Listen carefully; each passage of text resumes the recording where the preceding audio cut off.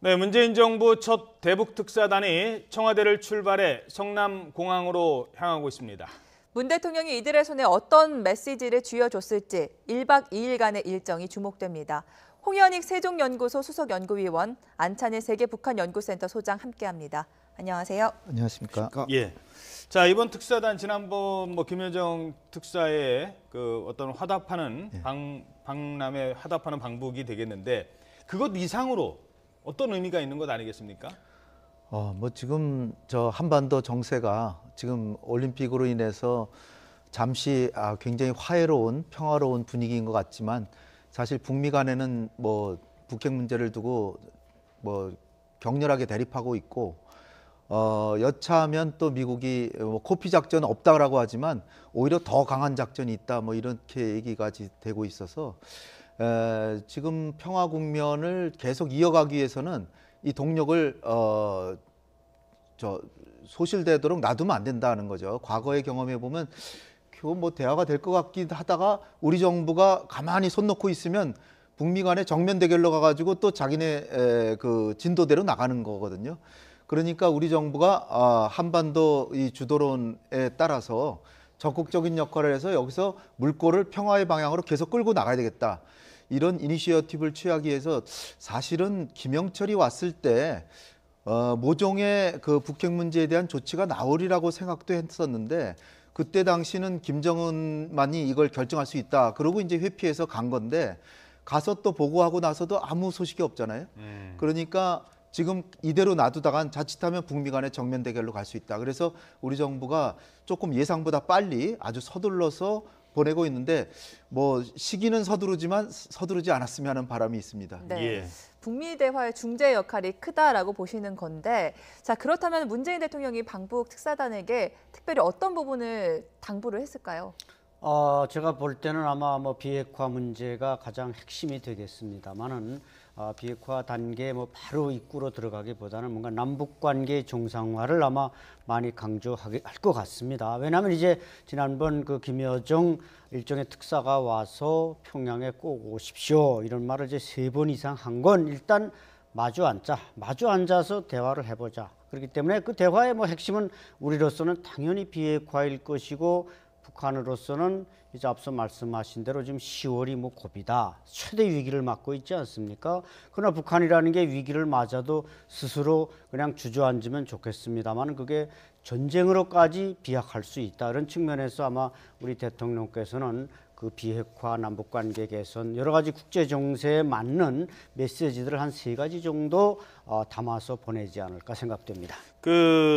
그런 부분이 있을 겁니다. 물론 문재인 대통령을 만나서 북한이 북한의 입장을 전달하고 요구하고 뭘 해달라 이렇게 얘기하면 문재인 대통령 스스로도 요건 받아들일 거, 요건 받아들이지 않을 거. 하지만 북미 관계 생각해야 되죠. 야당 입장 생각해야 되죠. 생각할 게 많습니다. 사실 그게 민주적인 국가죠. 북한은 그렇지 않습니다. 북한은 가서 지난번에 김여정이 왔지만 김정은이 딱 한마디 하면 또 그걸 통 크게 받아들인다면 할 수도 있는 체제 아니겠습니까? 그래서 우리 특사단이 김정은을 만난다는 게 의미가 있다라고 보는데요. 어떻게 보세요? 북한의 체제와 관련해서. 맞습니다. 바로 그 점입니다. 북한에서 김여정이 오고 김영철이 오고 김영남이 오고 누가 온들 그 사람들은 사실상 전달자에 불과하고 최고의 디시전 메이커는 이제 지적하신 대로 김정은입니다. 그래서 지금 김정은이 말하자면 올림픽 평창에 그 많은 사람들을 보내서 결국 남한의 동향, 미국의 동향을 다 수집했다. 이제 결론은 우리 대북 특사의 메시지를 받은 다음에 김정은이 이렇게 합시다 하면 북한이 하는 겁니다. 물론 김정은도 비핵화라든지 이런 큰 틀에서 이렇게 자기가 대표해서 결단을 내리지는 않을 거고 군부도 있겠지만 군부라든지 노동당 정권 다 의견을 수렴해서 하겠습니다만은 그래도 현 단계 북한의 여러 가지 그 헤게모니 구조를 보면은 김정은이 한다면 하는 겁니다. 그래서 우리 대통령도 그런 차원에서 아마 이번에 상당히 차원 높은 투톱의 특사를 파견했고 그 사람들은 뭔가 북한의 나름대로 명백한 대답은 듣고 오지 않겠는가 이렇게 생각됩니다. 네, 그 특사단의 면면을 좀 살펴보겠습니다. 표면상으로는 정의용 국가안보실장이 수석이지만 정의용 안보실장과 서훈 국정원장 투톱 체제다 이런 분석이 많습니다. 왜 두 사람일까요? 정의용 실장은 사실 다자통상 전문가시고요. 근데 문재인 정부 출범 이전부터 문재인 대통령 보좌했지만 이후에 특히 한미 관계의 연결선 역할을 해오셨고 네. 또 한국의 외교안보 통일 분야의 그 사령탑 역할을 해오셨기 때문에 당연히 단장 역할을 맡으신 건 당연하다고 보고요. 또 나이로 봐도 서훈 원장님보다 훨씬 선배시죠. 예. 그리고 아마 두 분이 제가 알기로는 고등학교 선후배지간이실 거예요. 서울고등학교. 예, 예. 그런데 이 서훈 원장님은 대한민국에서 김정일을 제일 많이 만나고 그다음에 전략적으로 북한을 관리하고 통제하는데 저분만한 분은 저는 본 적이 없습니다. 그러니까 이 남북 관계에 있어서는 최고의 전문가이자 전략가, 그리고 한미 동맹과 그리고 한국의 외교안보 통일을 총괄하는 사령탑, 이 두 분이 그야말로 사실은 공동 단장인데 일단 그 연배로 보나 사령탑 역할을 맡고 있는 정의용 실장께서 이제 단장 역할을 이제 하는 건데 사실은 공동 단장이라고 이제 봐야 될 것 같고요. 그러니까 대한민국에서 정말 북한을 관리하고 통제하는 데는 최고의 정말 실세 전문가 그리고 전략가들을 보냈다 이렇게 생각되기 때문에 여기서 결판이 나야 된다 이렇게 보고요. 사실은 지금 저는 지난번에 김영철이 와서 모종의 운을 띄울 줄 알았는데 단순히 그냥 우리도 미국과의 대화에 충분히 용의가 있다. 요 정도만 얘기를 했거든요. 근데 거기서 비핵화 대화에 용의가 있다 이렇게 얘기를 했으면 참 좋았을 텐데 그거는 위원장만이 결정할 수 있다 이렇게 해서 갔는데 꽁거 먹은 소식이기 때문에 어떻게 보면은 지금 특사단의 파견의 가장 큰 의미는 김정은도 자기 주민들이나 국제사회에 자기가 한 얘기가 있거든요. 신년사에 뭐라 그랬냐면 올해 그 핵과 미사일을 대량 생산해서 조속히 실전 배치한다 그랬어요. 예. 그런데 핵과 미사일에서 갑자기 양보하면 자기 말을 되돌리는 격이 되잖아요. 근데 북한에서는 사실 지존에 위치해 있기 때문에 이게 되돌리는 이 명분을 만들어주러 우리가 가는 거다. 저는 이렇게 봅니다. 그러니까 대한민국에서 대통령이 그야말로 최고의 특사를 보내서 이렇게 설득을 하니 그래 한번 그 주민들에게도 이렇게 약속을 했지만 한번 그럼 대화 한번 해보겠다.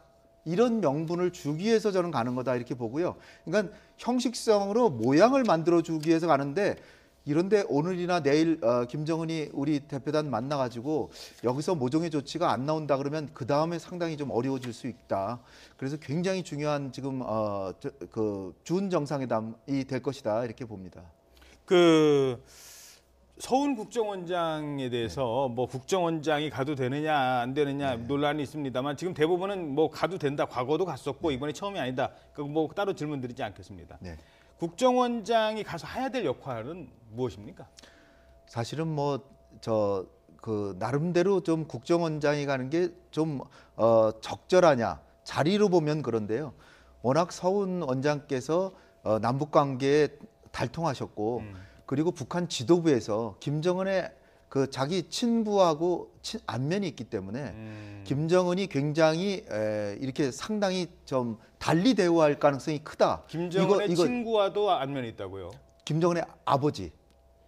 김정일을 대한민국에서 김정일을 제일 많이 만난 김정일. 분입니다. 예. 그리고 경수로 건설할 때 2년 동안 아예 심포에 가서 거주했고 있었죠. 북한에 예. 대해서 뭐보다 잘 알고 거기다 전략가인데다가 서훈 원장님이 요번에 그 김여정 방문했을 때 이제 알려진 사실입니다만은 작년에 벌써 그 미국을 방문해서 미국과 정보 교류를 아주 원활하게 했고 그 다음에 트럼프 대통령이 총회하는 폼페오 CIA 국장하고 라인을 터놨어요. 예. 그렇기 때문에 단순히 이제 김정은만 설득하는 게 아니라 미국에 연결하는 라인도 정보 라인을 갖고 있기 때문에 사실 조명균 장관이 가실 수도 있지만 이번에 이 북핵 문제가 중요하기 때문에 조명균 장관보다 서훈 원장을 택하신 게 아닌가 이렇게 봅니다. 그렇다면 미국 통해 정의용 안보실장 또 대북 전문인 서훈 국정원장 이거는 청와대가 북미 대화 또 남북 대화를 동시에 터나가겠다는 그런 의미를 담고 있다고 볼 수 있을까요? 그렇죠. 아마 북한은 최후 단계의 이제 쌍중단을 요구할 수 있는데 어떻게 보면 이번에 참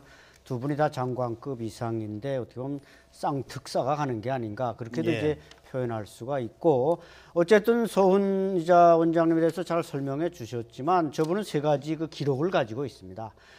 북한과 평양의 공기를 가장 많이 마셔본 사람, 네. 김정일 위원장과 가장 많이 술잔을 부딪힌 사람, 북한의 최고위층과 가장 많이 악수를 한 사람. 그러니까 김영철, 맹경일, 뭐 이선권 이 사람들은 어떻게 보면 다 이 소훈 원장에게는 남북 대화의 후배들이 되는 것입니다. 그리고 이제 남북 대화라는 게 최초의 문을 여는 게 바로 72년 이후락 정보부장 네, 아니겠습니까? 네. 박정희 정부 시절에. 네, 박정희 시절에 그 문을 열은 다음에 뭐 소동권, 김만복 모든 국정원장들이 거기에서 이제 그 남북 대화의 컨트롤 타워를 했기 때문에 이번에도 역시 북한의 가장 어떻게 보면 친면과 안면이 많은 사람들과 만나서 합의를 이끌어내는데 우리 한민족이 원래 또 이 정서적으로나 안면에 약하지 않습니까? 그래서 아마 다른 사람이 가는 것보다는 저분이 가고 이제 외교적으로는 이제 말씀하신 대로 이제 정의용 안보실장이 가고 이렇게 간다면 뭔가 김정은에게 대답을 유도해서 이끌어내올 수 있기 때문에 아마 소훈 원장이 가는 것이라고 저는 봅니다. 예. 자, 대북 특별사절단의 면모 지금 보고 계십니다. 정의용 국가안보실장, 소훈 국정원장, 전해성 차관, 김상균 국정원 2차장. 뭐 국정원 2차장이 당연히 이제 대북 정보를 다루는 곳이니까요. 윤건영 국정상황실장의 포함은 어떤 의미라고 볼까요? 저 윤건영 실장은 다소 좀 의외라고 생각하실지 모르지만 과거에 정상회담을 준비했던 비서관 네. 중에는 정상회담 준비하신 분이고요. 그 다음에 그거보다 더 중요한 건 문재인 대통령의 그야말로 신복이다.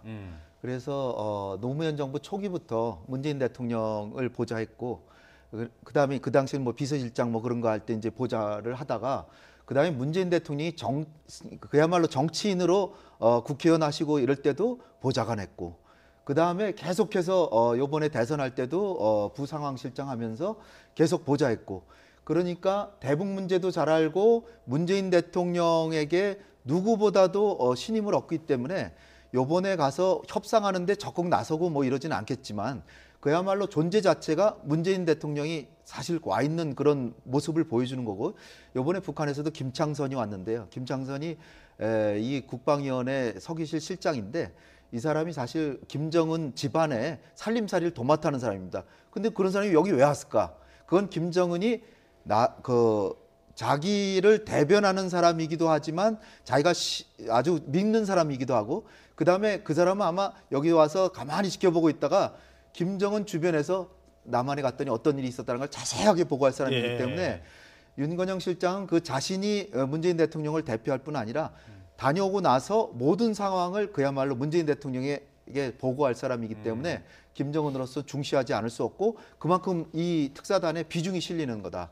그런 측면에서 윤건영 실장이 포함된 게 아닌가. 일각에서는요. 또 뭐 다른 그러니까 예를 들어서 뭐 청와대와 북한 국무위원회 간의 무슨 한라인 뭐 이런 뭐 역할을 할 것이다라는 얘기도 있고 그런 가능성도 배제할 수는 없죠. 왜냐하면 저 분들 다 대통령께서 다 신임하시는 분들이지만 그 중에서도 정말로 마치 자식과 같은 그런 사이로 아주 신복은 윤건영 실장이기 때문에 윤 실장의 존재라고 하는 것은 이 특사단에게 비중도 실어줄 뿐 아니라 은밀하게 문재인 대통령과 김정은 간의 이제 라인 같은 걸 형성하는데 그야말로 신뢰할 수 있는 그런 라인에 신뢰할 수 있는 정보 라인의 보증자격으로 가는 셈이다 이렇게 볼 수 있겠습니다. 네. 그런데 앞서 뭐 이낙연 국무총리도 동의했듯이 이 대미 특사가 먼저고 대북 특사 그 뒤다 이게 옳다 뭐 이런 과정이 맞다라는 얘기도 있었는데 순서가 뒤바뀌게 됐어요. 지금. 글쎄 아무래도 뭐 대미 특사 이제 다만은 어느 정도 지금 남북 관계가 무르익어 있지 않습니까? 또 한미합동 훈련이 뭐 한 달도 채 안 남았고 시작한다고 지금 예상하고 있는 날짜가 그래서 먼저 남북 간의 합의점을 이끌어내고 그 합의점을 이제 또 돌아오자마자 저분들이 바로 워싱턴으로 날아가지 않습니까? 날아가서 브리핑하는 순서가 진행된다면은 그게 제가 볼 때는 아주 정상적인 순서다. 그래서 이번에 이제 트럼프 대통령이 뭐 약간 쪼크일 수도 있다고 하면서 남북 관계가 잘 되는 것도 좋아하고 또 자기네 측에도 뭔가 메시지가 왔다 이렇게 지금 말하지 않았습니까? 이것은 결국 지금 트럼프가 워싱턴에 앉아서 한반도를 바라보면서 지금 뭔가 응원가를 부르고 있는 겁니다. 그래서 잘해보라. 잘하면 북미 관계도 우리도 한번 보조를 맞춰주겠다 이런 거기 때문에 상당히 지금 하모니가 이 남북 관계 또 북미 관계, 한미 관계가 지금 하모니가 잘 이루어지고 있습니다. 예. 그래서 제가 볼 때는 뭐 야당의 비판도 있습니다만은 먼저 평양에 가는 건 예정된 순서이고 또 정상적인 순서라고 저는 생각합니다. 알겠습니다. 자, 그럼 여기서 한번 들어보도록 하겠습니다. 조금 전에 정의영 국가안보실장이 이 성남의 서울공항으로 출발하기 전에 국민들께 출발 인사를 했습니다. 그 내용 먼저 들어보도록 하겠습니다. 존경하는 국민 여러분, 저는 오늘 문재인 대통령의 특사로서 평양을 방문하게 됩니다. 이번 방문은 평창 동계올림픽 계기에 북측에서 특사와 고위급 대표단을 파견한 데 대한 답방 형식으로 이루어지게 되었습니다. 무엇보다 평창 동계올림픽을 계기로 조성된 남북 간의 대화와 관계 개선의 흐름을 살려서 한반도의 비핵화와 진정하고 항구적인 평화를 만들어 나가고자 하는 대통령의 확고한 뜻과 의지를 분명히 전달하겠습니다. 아울러 이를 위해 기여한 남과 북 간의 대화는 물론 북한과 미국을 비롯한 국제사회와의 다양한 대화를 이어나가기 위한 방안들에 대해서도 심도 있게 협의하고자 합니다. 서훈 국가원장을 포함한 이번 특사단은 남북 문제에 관해 풍부한 경험과 높은 식견을 갖춘 분들로 구성되었습니다. 대북 특별사절단이 소기의 임무를 수행하는 데 큰 힘과 도움이 될 것으로 믿습니다. 저와 모든 특별사절단 단원은 이번 방북에 대한 국민 여러분의 관심과 성원 그리고 국내외의 기대에 부응할 수 있도록 지혜와 힘을 모아서 최선을 다하겠습니다. 감사합니다. 네, 출발 전에 대국민 인사 들었습니다. 자, 그럼 지금부터는 이제 실제로 다뤄질 내용에 대해서 본질적인 내용을 좀 짚어보도록 하겠습니다. 바로 질문드리죠. 어디까지 해야 성공일까요? 이번 특사단. 예를 들어서 무슨 비핵화 선언 이건 이제 아직은 이른 거고요. 네. 뭐 모라토리움을 하겠다. 말씀하신 것처럼 당분간 안 하겠다. 거기에 한미 군사훈련도 안 했으면 좋겠다. 이른바 쌍중단을 요구한다든가 아니면 북미 대화라도 나가겠다. 어디까지 우리가 좀 받아내면 성공일까요? 일단 대성공의 경우는 사실 기대하기 어렵지만 북한이 북미 대화가 된다면 그리고 미국이 진지하게 협상에 임한다면 그동안에는 핵과 미사일 프로그램을 중단하겠다. 아예 그냥 자기 공장 원자로 다 일단 스톱하겠다. 북미 대화 중에는 북한 네. 핵 개발 프로그램을 중단하겠다. 네, 거기는 그 실험이나 미사일 발사 다 포함되는 거죠. 근데 이제 그것까지는 아니더라도 북미 대화가 되는 동안에는 핵과 미사일 시험은 안 하겠다. 그것만 해도 그러니까 프로그램은 돌아가는데 단지 도발은 안 하겠다. 그것만 하더라도 제가 볼 땐 북미 대화는 된다고 보는데 과연 거기까지 갈 수 있을지. 그 다음에 이제 내용 면에서 본다면 지금까지는 이미 핵을 보유한 나라로서 비핵화 문제는 아예 의제가 아니다. 핵을 이미 가진 걸 어떡하냐. 가졌으니까 이미 갖고 있는 것 중에 수를 줄이는 군축회담 이런 건 할 수 있지만 이미 핵 보유국으로서 북한은 지금 그러고 있죠. 그래서 비핵화는 의제가 아니다. 이렇게 있는데 거기서 이제 한 걸음 뒤로 가서 북미 대화가 돼서 조건만 맞는다면 비핵화 할 수도 있다. 정도만 얻는다면 전 대화가 된다고 봅니다. 그러니까 그건 미국이 이제 여건을 상의해 봐서 이러니까 이제 포기해라 라고 할 수 있잖아요. 그런데 지금까지는 아예 의제가 아니라고 그런데 이제 제가 현실적으로 어떤 정도가 나올 것 같냐고 기대가 되냐면 네. 북한이 일방적으로 양보는 안 할 것 같습니다. 그러니까 핵과 미사일 실험은 안 할 테니까 그 대신에 나도 체면이 있는데 한미연합훈련에 이를테면 규모라도 축소시켜준 아니면 한미연합훈련 일단 보면 하지 마라. 그 정도를 얘기할 것 같아요. 그럼 이제 그걸 받아와서 미국하고 이제 상의를 해가지고 중단은 못하고 하긴 하는데 규모는 축소시켜서 체면은 채워주겠다. 그러면 그 정도로 합의가 되지 않을까 최종적으로는.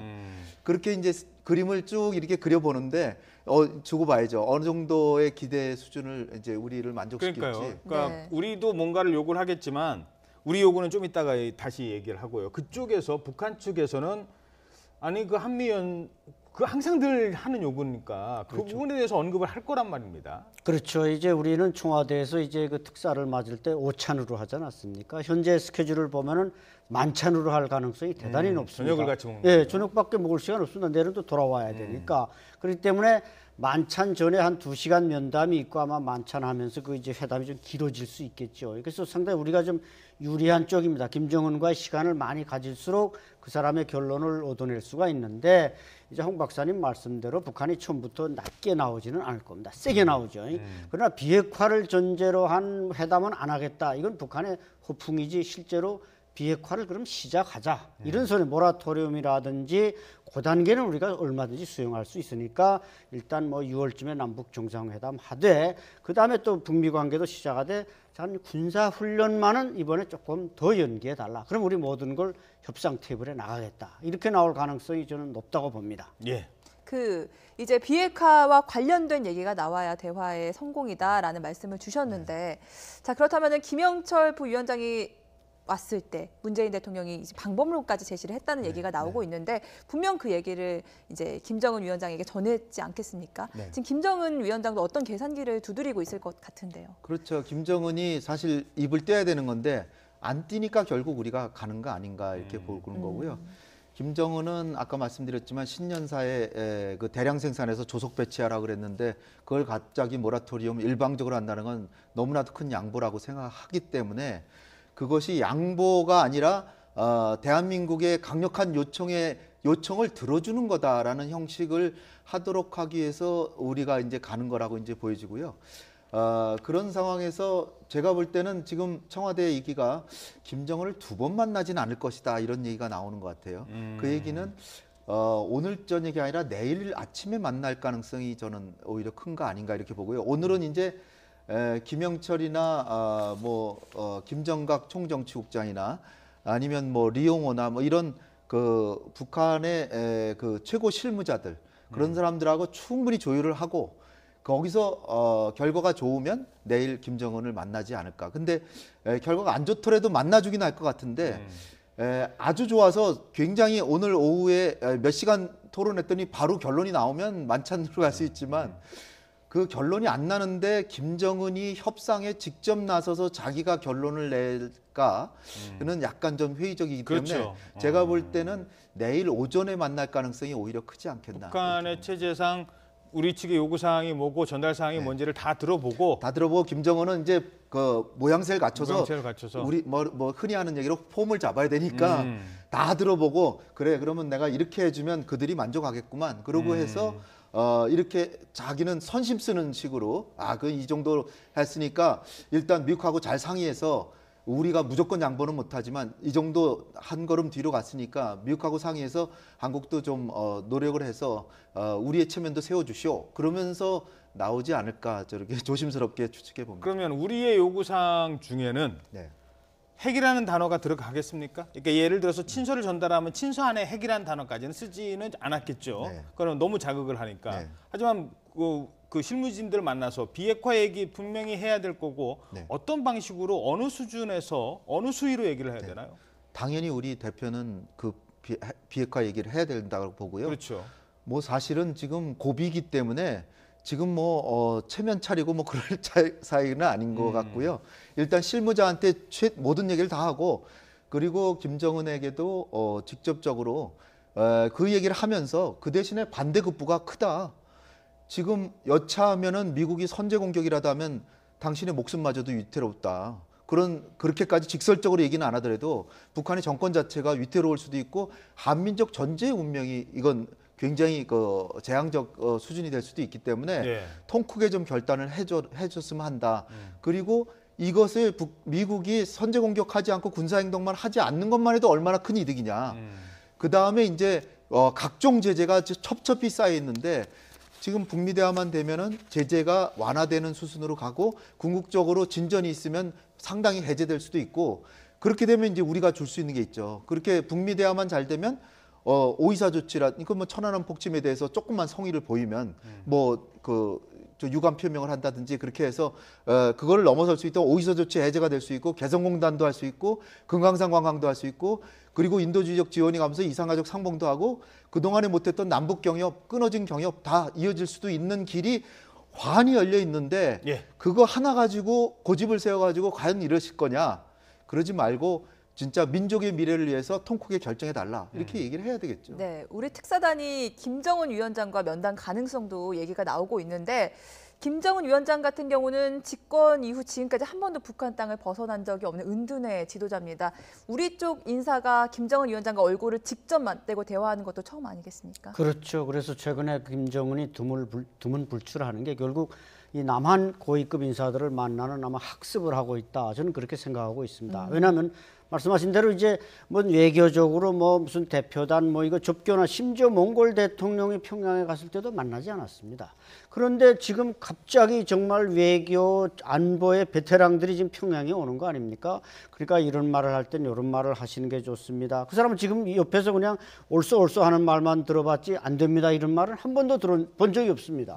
그렇기 때문에 뭐 비핵화니 뭐 이런 얘기가 나오면 뭐 발끈할 수도 있고 그래서 거기에 대한 뭐 인내와 지금 자숙을 경험하고 있고 많이 지금 학습하고 있기 외교에 때문에 대한 공부를 하고 공부를 있다. 해서 뭐 큰 문제 충돌은 앞에서 면전에서 일어나지 않겠습니다만은 어쨌든 김정은에게 이번에 정말 라스트 찬스다. 이번 마지막 기회를 넘기면 북한은 끝장날 수도 있다. 이런 걸 간접적으로나마 국정원장이나 안보실장이 말할 필요는 있습니다. 만찬 장소에서 술 한잔 들어가면 또 김정은 위원장은 또 술이 좀 세지 않습니까? 그 자리에서 그냥 정말 마지막입니다. 이걸 부드럽게 얘기를 하면 김정은도 마지막이라는 걸 왜 모르겠습니까? 지금 10월이 데드라인이라는 소리 계속 언론에서 나오고 있지 않습니까? 따라서 이번 특사단은 그런 막중한 책임을 갖고 비핵화 이런 데 대해서 여러 가지 안을 김정은에게 설명하면은 결국 김정은은 돌아올 때까지는 뭔가 명쾌한 해답을 줄 것으로 보입니다. 예. 한미 군사 훈련 여러 가지 지금 뭐 얘기나 조건이 있는데 뭐 중국에서 뭐 했던 얘기입니다. 쌍중단 이쪽도 중단하고 북한 핵 프로그램도 중단하고 네. 이런 쪽으로 만약에 결론이 모아진다면 한미 군사 훈련을 안 할 수는 없는 거고요. 네. 이거 어떻게 풀어야 된다고 보십니까? 그러니까 이번에 김정은이 전격적으로 쌍중단을 받을 가능성 이걸 또 열어놓고 봐야 된다고 보는데요. 지금 사실 북한이 먹고 사는 데는 중국하고만 사이만 좋으면 먹고 살잖아요. 그러니까 이 쌍중단을 받아서 중국의 입지를 크게 세워주고 그리고 지금 미국도 이걸 안 받고 있거든요. 그러니까 한국과 미국을 곤혹스럽게 할 가능성도 배제할 수는 없다. 예. 이렇게 보는데요. 일단은 우리가 한미연합 훈련을 먼저 양보하거나 조정할 필요는 없고 그래서 이제 우리 정부에서도 3월 18일 패럴림픽 끝나고 4월 1일 전에 한미 간에 합의된 사항을 발표하겠다. 이렇게 그냥 해놓고 있는 겁니다. 그러니까 한미연합 훈련에 나름대로 한미 간에 지금 잠정 타협은 돼 있을 거예요. 그러나 발표를 미루고 있는 것은 여차에서 김정은이 이번에 좀 통 크게 좀 전향적 조치를 내놓고 그래서 북미 대화가 되고 그러면 미국이 먼저 이렇게 북미 대화가 되는데 그럼 이번에 전략 자산은 하지 맙시다. 안 보내겠습니다. 그럼 미국이 먼저 얘기를 해주면 아주 부드럽게 잘 되죠. 한국의 보수층에서도 미국이 먼저 이번에 전략 자산 안 보내는데 꼭 보내라라고 하기도 좀 그렇잖아요. 이제 바로 이제 그 네. 부분입니다. 이제 네. 일단 그거부터 먼저 전략 자산은 이제 핵 항공모함 또는 뭐 이제 B-52 뭐 이런 것들 네, 네, 그렇죠. 이제 이쪽이 이제 북한이 남한을 공격하기 위한 무기가 있고요. 미국을 공격하기 위한 무기가 있다면 미사일이라든가 핵은 사실 미국에 더 위협이 되는 거기 때문에 그 부분을 뺀다면 미국도 이제 예를 들어서 그 부분을 이제 뺀다는 얘기 아니에요? 네네. 그러면은 우리는 이제 국지전과 관련된 훈련만 한다. 네. 이제 그거를 말씀하시는 건데, 그러면 그게 우리한테 득입니까, 실인 겁니까? 어떻게 되는 거예요? 일단은 그걸로 인해서 북핵 문제가 진전이 되고 한반도의 긴장이 완화되고 그러면 단순히 긴장 완화가 아니라 북핵 문제의 진전을 가져올 수 있다면 그리고 그것이 옴으로써 판이 다 깨진다면 그거와를 서로 비교해 보면 훨씬 득이 큰 국익에 있어서 이 차변 대변을 따져서 이익이 더 많은 쪽을 택하는 거죠 결국은. 핵 프로그램을 하다가 중단하면은 다시 하기는 힘들지만 네. 전략 자산은 나중에 다시 오기만 하면 되는 거 아니에요? 연료 그럼요. 싣고. 그거는 사실 뭐 안 오더라도 괌에서도 얼마든지 시뮬레이션을 할수 공격 하려면 있고. 얼마든지 할 수 있고 하다못해 뭐 일본 근처에서도 토마호크 쏘면 2,500km까지 날아가기 때문에 평양을 쑥대밭 만들 수 있는 거거든요. 따라서 우리가 이제 융통성을 할 수 있는 게 전략 자산이 안 온다든지, 아니면 한반도에서 조금 격리된 곳에서 훈련을 한다든지, 아니면 병력수를 좀 줄인다든지, 여러 가지 방식으로 메시지를 주는 거죠. 그렇게 해서 김정은도 자기 군이나 주민들에게 체면을 세울 수 있는 여지를 주고, 요는 북한과 미국이 국력 차이는 어마어마하게 차이가 나지만 김정은은 불량 정권으로서 자기는 그 안보 문제에서 양보하면 정권 무너진다고 생각하는 거거든요. 그러니까 벼랑 끝 전술을 쓸 수밖에 없는 그런 상황에서 비록 국력이 약하지만 김정은에게도 조금의 체면을 세워주지 않으면 절대로 양보하지 않는다. 왜냐하면 양보했다는 정권을 놓치니까. 따라서 국력이 약한 김정은도 약간의 체면을 살려주기 위해서 한미 간에 조율할 수는 있지만 지금 미리 그걸 내놓을 필요는 없는 거죠. 근데 문재인 교수가 미국 가서 이제 이런 얘기를 하시는 거는 여차에서 상황이 그렇게 바뀌었을 때 그 뒤에 대책으로서 미리 한번 운을 띄워놓는 거죠. 미국에.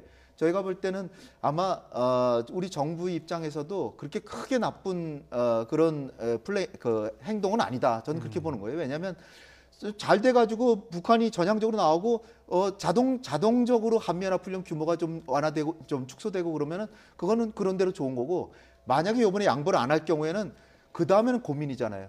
그러면 진짜 한미연합훈련은 그대로 하면서 북한에게 정말 그 정면 대결할 수 있는 그 기회를 그냥 방관하느냐.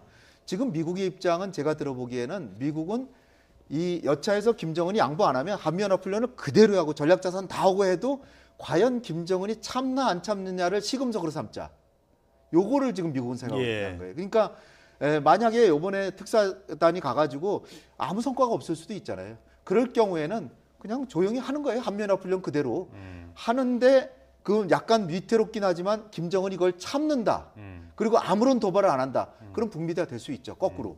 그러니까 이번에 마지막 기회는 아닐 수도 있다라고 생각합니다. 네. 어떻게 보십니까? 네, 소장님께서는 우리가 지금 그러니까 전략 자산을 뺀 예. 한미 훈련을 계속하고 대신 전략 자산을 빼고 북한은 그 사이에 이른바 모라토리움 핵 개발 안 하고 핵 프로그램 지금 하던 거 중단하고. 글쎄, 그 정도만 성공하고 합의해도 상당히 성과는 성과죠. 그런데 북한이 지금 오늘 아침에 그 조선중앙통신을 통해서 대한민국 그 특사가 평양에 온다는 걸 공개했습니다. 아마 네. 남북 간의 특사가 오간 유례상 이렇게 특사 방문을 공개한 건 최초라고 저는 알고 있는데, 그만큼 북한이 특사에 대한 기대가 크다. 그만큼 자기네도 뭔가 양보하고 답변할 준비가 되어 있다는 걸 간접적으로 시사하는 겁니다. 따라서 모라토리움만 선언해도 북한으로서는 성과라고 생각하고 완벽한 쌍중단을 북한도 미국도 기대하지는 않을 것입니다. 그렇기 때문에 이번에 특사단이 가서 적어도 핵개발 중단대 군사훈련의 축소, 아닌 게 아니라 이제 설명하신 대로 전략자산만 오지 않아도 지금 북한으로서는 항상 그 한미합동훈련에 대해서 공포증을 가지고 있는 게 자신들이 체제가 너무 취약한 겁니다. 그러니까 그 이렇게 날아가던 비행기가 그냥 훈련하는 차다 방향만 돌리면 자기는 죽는다. 이렇게 위험의식을 가지고 있는 게 사실 평양입니다. 그래서 우리가 뭐 이런 사정 저런 사정 다 봐주고 하는 건 아니겠습니다만은 본질은 비핵화이기 때문에 이번에 완벽한 비핵화를 얻어오진 못해도 적어도 비핵화 선언은 뭐 남북 정상회담에서 하든 북미 정상회담에서 하든 그건 그 차후 문제였지만 이번에는 최소한의 모라토리움만 얻어와도 잠정 중단하고 군사훈련 조금 축소하고 이런 상의 합의만 얻어와도 상당한 성과라고 볼 수 있습니다. 네. 대북 특사단 잠시 뒤 2시에 성남공항을 통해서 특별기를 타고 북한 평양으로 떠나게 됩니다. 이번에 트럼프의 생각을 좀 전달하고 김정은 위원장의 답을 받아오는 이 북미 대화를 중재하는 역할을 띠고 있는데 트럼프 대통령의 발언이 나왔습니다. 이 김정은과의 직접 대화를 배제하지 않고 있다. 우리가 어떻게 해석하면 될까요? 트럼프 대통령 말씀이 좀 오락가락. 아니 전화를 받았대요. 그래놓고 백악관은 아니 그런 일 없습니다. 농담입니다. 그것도 참 그 자리 자체가 유머를 하는 그런 자리예요. 네. 그러니까 처음부터 하다못해 지금 백악관에 자기 참모들이 12명인가가 우리가 1년 돼 가지고 12명이나 최고 참모들이 다 나갔는데 요번엔 그러면은 멜라니 차례인가? 그런 농담도 하고 예. 언론인들 모임하는 우습잖아요. 만찬 자리. 그럼 자기 이혼한다는 얘기잖아요. 예. 네. 그런 얘기까지도 농담으로 하는 그런 상황에서 한 얘기이기 때문에 나한테 전화가 왔다. 저것도 전화가 농담이고. 왔겠어요. 예. 온 게 아니라 뉴욕 채널에서 무슨 메시지가 들었는지 아니면 김영철이 한 얘기를 뜻하는 건지 그런 거 자체를 저거는 신중한 자리가 신중한 그 공식적인 자리라기보다는 언론인들과 좀 즐기자는 자리이기 때문에 그러나 저기서도 이 만날 것이고 무슨 일이 일어나는지 지켜보자라고 하는 거는 우리 정부가 특사를 파견하는데 직전에 한 얘기로서는 일단은 한국한테 기회를 주는 거다 이렇게 생각이 되고요. 백악관의 참모 바꾸는 것과 한반도의 비핵화 문제는 차원이 다른데 우리로서는 좀 그 참 좀 답답하기도 해요. 비애를 느끼죠. 예. 우리 그럼 안- 생명이 관련된 그렇죠. 문제인데. 코피 작전이니 뭐 예. 선제 공격이니 뭐 그래서 뭐 아님 말고 뭐 김정은이 뭐 대화에 나온다면 또 영광스럽게 만나겠다라고 그러기도 하고 요번엔 정말 코피 잔뜩 흘리게 해주겠다고도 하고 뭐 왔다 갔다 하는데 그것의 한마디 한마디가 우리에게 미치는 영향은 지대하기 엄청 크거든요. 때문에 예. 뭐 저 무역도 마찬가지 아닙니까? 무슨 예. 25%씩 막 관세 막 붙이고 막 근데 우리는 경제가 왔다 갔다 막 하잖아요. 근데 지금 사실 미국에 먼저 특사를 보낸다는 얘기도 있었지만 네. 한미는 동맹이기 때문에 평상시 관리를 해서는 특사를 보낼 필요가 없습니다. 예. 그냥 전화하면 되고 그다음에 외교장관 수시로 장관끼리 만나고 그러는데 특사는 무슨 사항이 특별한 사항이 발생했을 때 보내는 게 특사이기 때문에 특사는 북한에 보내는 게 맞고 아니면 또 한미 간에 정상회담을 하거나 국방장관, 국무장관, 외교장관 회담을 하면 되는 거죠. 그 말씀하신 것처럼 미국 정보 당국과 우리 국정원이 또 핫라인, 그러니까 그렇죠. 이미 어떤 그 합의나 이런 걸 이뤘다면서요. 네. 오늘 충분히 얘기할 수 있는 건 아니겠습니까? 지금 만약에 북한보다 미국에 먼저 특사를 보냈다 그러면 과연 트럼프 대통령이 만나줄지도 모르겠고 그 만나도 별로 그냥 뭐 맥메스터 보좌관이나 만나고 그런 상황에서 돌아와야 되는데 그러나 평양을 가서 김정은을 만나고 정의용 실장하고 서훈 원장이 미국을 간다. 그건 네. 갈 예정이에요. 트럼프가 무조건 만나줄 겁니다. 자기가 궁금해서 견딜 수가 없을 거예요. 그러니까 이 순서가 북한을 먼저 보내는 게 전혀 이상한 게 아니다 이렇게 보고요. 예. 단지 이제 거기서 성과가 좀 나온다면 아마 한반도 정세는 급변할 수도 있다.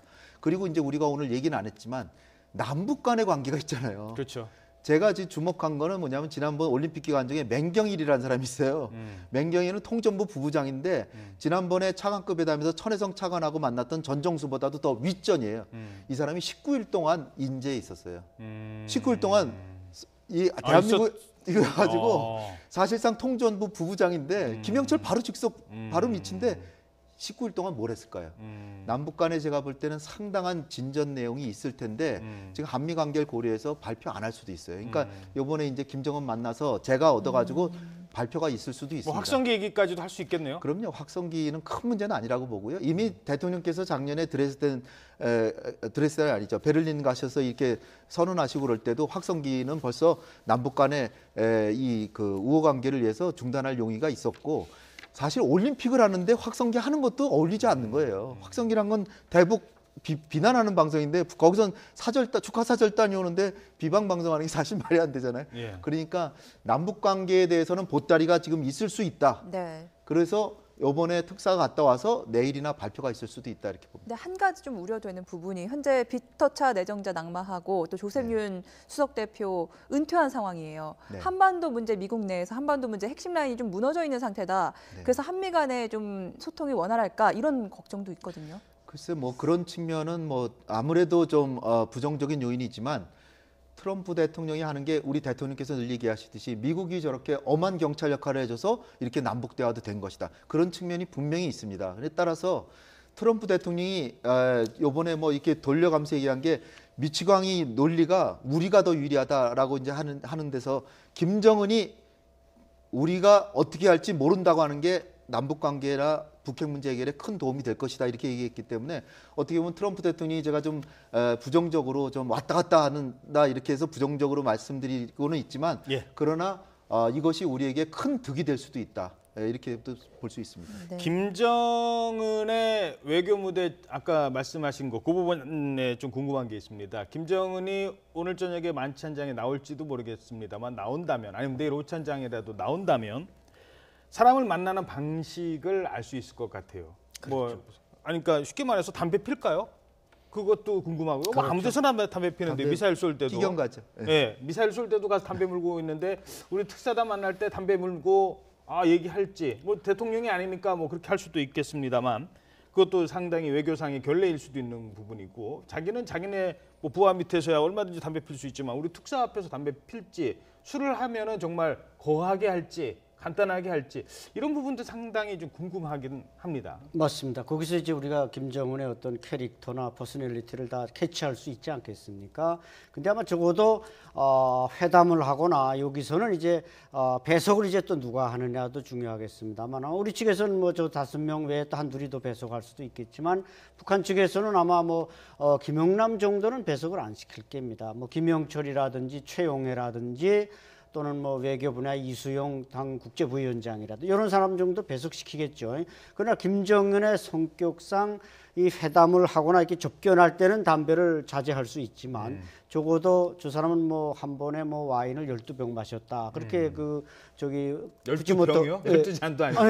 후지모토 겐지 앞에서 자기가 실토하지 않았습니까? 예. 그건 팩트입니다. 예. 10병 마시고 한 10병이 넘어가면 또 담배가 얼마나 땡기겠습니까? 그래서 나 좀 양해하거나 담배 좀 핍시다. 이렇게 이제 우리 대표단한테 말할지 그럼 상당히 분위기는 이제 화기애애해지겠죠. 예. 문제는 자간 뭐 그런 건 다 여담일 수 있겠지만 자 이번에 당신네들이 왔으니까 내가 모든 결론은 주지 않겠다. 그러나 빠른 시일 내에 남북 정상회담 하면 내가 거기서 핵 문제에 대해서 뭔가 화끈하게 결론 줄 테니까 빨리 남북 정상회담 합시다. 이렇게 저는 김정은이가 나오리라고 봅니다. 김여정 부부장 왔을 때 봤을 때도 고개를 살짝 올린 채로 굉장히 도도한 모습도 엿보였거든요. 이런 권위적인 모습도 연출을 할까요? 그렇죠. 그 어떤 표현을 하느냐 아니게 아니라 김여정은 뭐 이런 그 턱으로서 뭐 트럼프는 악수로서 김정은은 과연 뭘로써 이번에 자기의 모습을 보여줄지 상당히 그 기대가 되고 뭔가 우리가 그걸 통해서 북한을 읽을 수가 있는 하나의 텍스트가 될 수가 있는데 제가 볼 때는 아마 이게 주량이 도량이다. 그 아버지 김정일 때부터 주로 늘 말하는 게 주량이 도량이다. 이렇게 술을 좀 세게 해서 그걸로 이제 화끈하게 이끌고 그래서 우리 김대중 대통령이 갔을 때 김정일 위원장이 내가 그동안 은둔 생활한다고 비판받았는데 이게 은둔으로부터 해방시켜줘서 고맙습니다. 이런 말 했다는 거 아닙니까? 따라서 김정일은도 아마 내가 이거 국제사회로 나가려고 그랬는데 못 나갔는데 이번에 여러분이 와서 나를 이렇게 이끌어줘서 고맙습니다. 이런 인사 정도 한다면은 뭐 상당히 젠틀한 면도 발견할 수 있지 않을까 보여집니다. 네, 지난번에 김여정이 왔을 때도 이제 한국의 상황에 대해서 많이 이제 보고 이게 뭐 TV로 보는 것과 다르지 않습니까? 구석구석 보고 뭐 워커웨이 호텔에서 며칠씩 있으면서 다 봤지 않습니까? 그런 걸로 봐서는 그 김정은도 한국에 대한 궁금증이나 이런 것들을 많이 좀 자극이 됐을 것 같아요. 맞습니다. 그게 이제 이번 저 빠른 특사 교환의 하나의 그 에너지가 됐다고 보는데 김영남, 김여정이 왔다 가서 물론 그 사람들은 평소 뭐 영상으로 대한민국 실상을 보는 사람들이지만 직접 가서 본 게 훨씬 낫지 않겠습니까? 예. 따라서 아마 김여정 정도라면 이게 추측입니다만 가서 오빠 이거 우리 전 체제 경쟁 끝났습니다. 빨리 이거 모라토리엄 하든지 뭐 비핵화하든지 빨리 남쪽과 손잡고 할 때 체제 생존이 있지. 아유, 그러면 뭐 얼마나 좋겠어요. 네, 둘이서만 얘기하겠죠. 물론 공개적으로는 절대 안 하겠지만 빨리 우리가 살 길은 핵무기 틀어잡는 것보다 대화해서 얻어내고 좀 이렇게 딜합시다. 이게 빠를 겁니다. 그래야 우리 북쪽에서나마 체제를 유지할 수 있습니다. 이런 어드바이스 정도 했을 가능성도 없지 않다는 거죠. 자, 그 부분입니다. 얻어낼 건 얻어내고 북한이 얻어낼 건 얻어내고 이걸 누구한테 얻어냈냐? 지금까지 미국이 아니라 한국이었습니다. 그러니까 남북 관계를 정상화하자고 하고 남북 간의 남북 정상회담 하자고 할 때는 북한이 남측으로부터 돈을 받아내든 뭐를 받아내든 쌀을 받아내든 기름을 받아내든 받아내는 게 있으니까 했거든요. 이번에도 그렇게 하자고 할 가능성이 큽니다. 남북 정상회담 하자고 하겠죠. 자, 그러면 우리는 북한과 미국이 먼저 만나고 그 다음에 우리가 만나는 게 우리 입장도 참 좋은데 그러면 미국 만나기 전에 우리부터 남북 정상회담 덜컥 할 수도 없는 거고 그거 어떻게 해야 되는 거죠? 지난번에 합니다. 대통령께서 시범을 보여주셨잖아요. 물론 뭐 우물가에서 숭늉 찾는 격이라고 합니다. 어음은 주되 조건부 어음을 주는 거죠. 조건부. 만약에 북미 간의 대화가 돼서 비핵화에 진전이 있으면 뭐 하나하나 가보자. 처음에는 뭐 이를테면은 안보리나 미국의 대북 제재에 부담이 없는 것부터 이를테면 뭐 학술 교류 사업이라든지 문화 공연이라든지 그다음에 인도적 지원을 해서 말라리아 방역, 인도적인 지원 뭐 아주 영유아 뭐 분유 지원 박근혜 정부에서도 하던 그런 걸 해주면서 이산가족 상봉하고 누가 반대하겠습니까? 아무도 반대 못하는 것부터 착착착착 해나가면서 북미 대화가 진행이 되면 그 다음에는 이 진전이 있다. 그러면 뭐 이 개성공단 재개를 위한 협상 그것도 이제 협상을 하는데 또 시간이 걸리잖아요. 예. 시간 하면서 또 비핵화 회담 또 진전이 있다. 그래서 박광자 씨 살해 사건에 대해서 뭐 모종의 조치를 취한다 그러면 금강산 재개도 이산가족 상봉하고 또 해보자.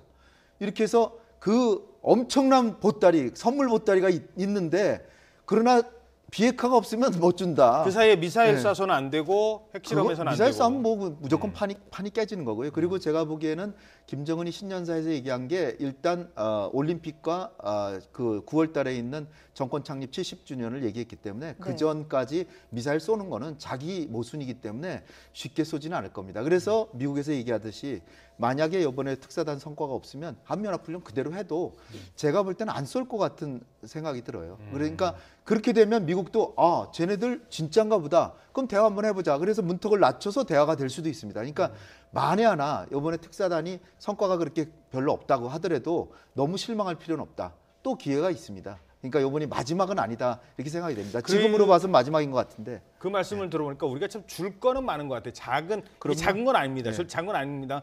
북한 핵 문제를 풀기 위해서 예를 들어서 뭐 개성공단 협상을 한다든가 아니면 인도적 차원의 지원을 한다든가 이산가족 상봉 물론 작은 게 아니죠. 큰 건데 어찌됐든 그런 것들을 계속 우리는 북한에 줄 게 있거든요. 네. 근데 북한은 우리한테 줄 게 핵 미사일 포기. 그렇죠. 이게 너무 커요. 맞습니다. 북한 입장에서는. 그러니까 그걸 잘게 나눠 가지고 하나하나 한 단계 조그만 한 단계마다 보상을 받아내려는 게 그들의 살라미 전술이라는 게 이제 그런 건데 그러니까 요번에 제가 뭐 안보 위기다 뭐 이런 상황을 말씀드렸지만 시기는 땡겼지만 조바심을 내거나 우리가 섣불리 먼저 뭐 뭔가 인센티브를 주거나 하면은 진짜로 정부가 정치적으로도 상당한 부담이에요. 예. 미국도 그렇지만 야당도 그렇고 국민들도 그 보기에 타당하다고 생각되는 정도의 속도로 가야 된다고 봅니다. 예, 네. 알겠습니다. 네, 홍현익 세종연구소 수석연구위원, 안찬일 세계북한연구센터 소장과 함께 이야기 나눠봤습니다. 오늘 말씀 감사합니다. 감사합니다.